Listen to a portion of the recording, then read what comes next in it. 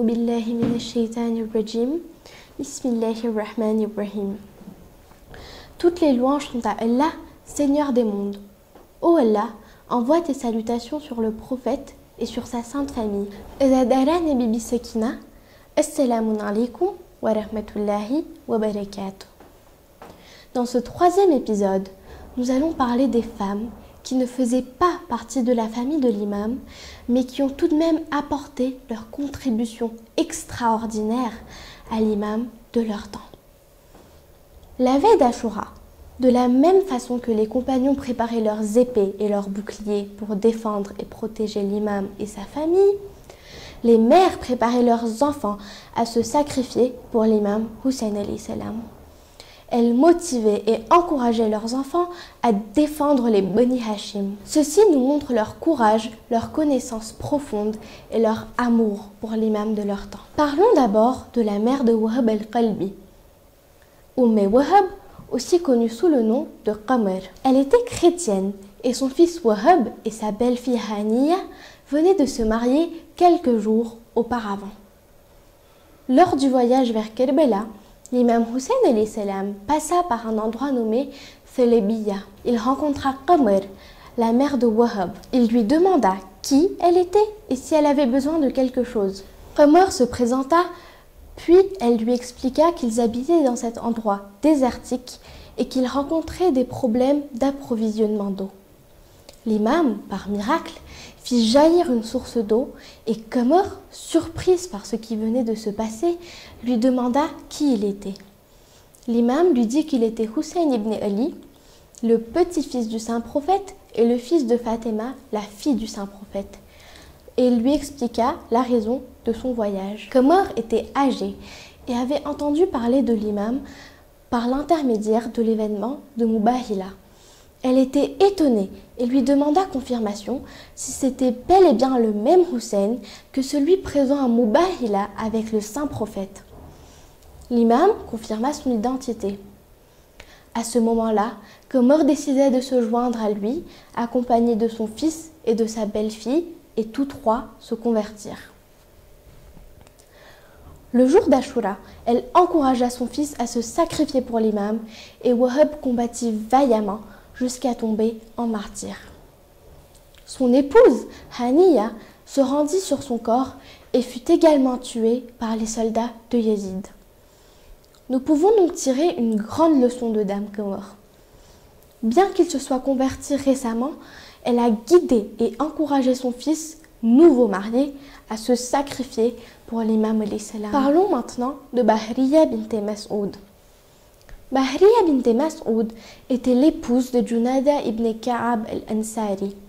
Ils avaient un fils nommé Amr, âgé de 11 ans. Ils habitaient à Mecca et ont rejoint l'imam à cet endroit-là.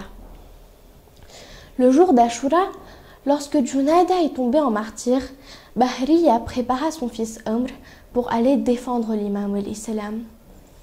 Amr vint voir l'imam et lui fit part de son souhait d'aller combattre au champ de bataille.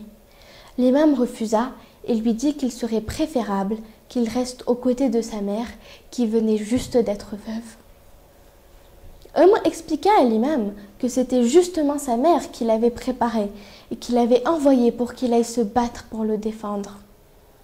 L'imam accepta finalement et Amr s'en alla au champ de bataille. Il tomba ensuite en martyr et fut décapité. Les ennemis lancèrent la tête d'Amr vers le campement. La mère d'Amr, voyant la tête de son fils, s'élança vers le champ de bataille tout en récitant ces vers. « Pensez-vous que je suis une dame faible et sans défense? Me considérez-vous comme une victime et âgée? Je vais vous montrer que même si je ne suis pas descendante de Fatima, je vous frapperai de telle façon que vous vous en souviendrez pour toujours. » Elle tua bravement 2 soldats du camp ennemi. L'imam Hussein alayhi salam, en apprenant cela, lui demanda de revenir au campement car il n'y a pas de djihad pour les femmes. Bahriya a été captive en même temps que les autres femmes à Cham et Riba et les a accompagnées à Koufa ainsi qu'à Cham. Parlons à présent Khalaf. Khalaf était l'épouse d'un célèbre compagnon de l'imam, Muslim bin Awsaja. Après le martyre de Janabé Muslim, son fils se présenta à l'imam pour aller au champ de bataille. L'imam ne lui donna pas la permission de se battre en lui disant qu'il devait à présent soutenir et prendre soin de sa mère qui venait d'être veuve. Lorsqu'il alla voir sa mère et lui dit ce qui s'était passé, Khalaf lui répondit « Oh mon fils, que souhaites-tu? J'aimerais que tu prennes exemple de ton père et que tu protèges ton imam. Je serai contente de toi seulement si tu te sacrifies pour lui. » Le fils de Janabé Muslim redemanda alors l'autorisation à l'imam qui la lui accorda. Lorsque son fils alla au champ de bataille, Khalaf l'observa de loin et l'encouragea jusqu'à son martyre. À travers ces 3 récits, nous voyons que des femmes n'ayant aucun lien sanguin avec l'imam, mais ayant une sincérité et une connaissance profonde, ont sacrifié leur époux et leur fils pour leur imam.